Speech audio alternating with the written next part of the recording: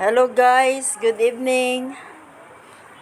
Ito, nagbabarbecue sila. Ayan o. Wow, yummy yummy. Pupunta yata si Sis Becca dito. Sabi niya? Oo. Pero mga 9:39, mga ganyan. Wow, ang sarap naman.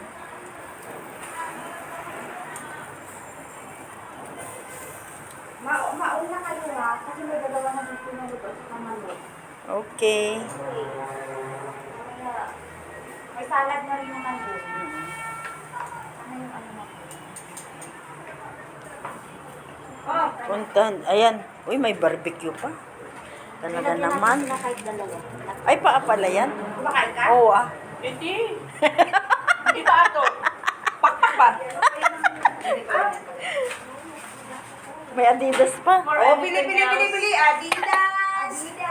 Ayan, Adidas ni Gracia. Nag-open kami ng konting business. Ano naman? Yung magkano ang isa niyan?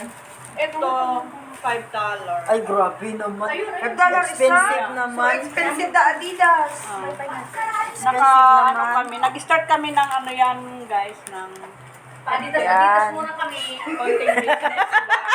Pa-Adidas muna kami sa susunod night na yan. Wala pang budget ng Nike. Night at saka Adidas ano, lang at muna. saka- Ano yun? Ano bang mas mahal ba? Yung Samba. Nike? Adidas at saka ano, at saka Nike, at saka ano pa yun? Reebok. Puma.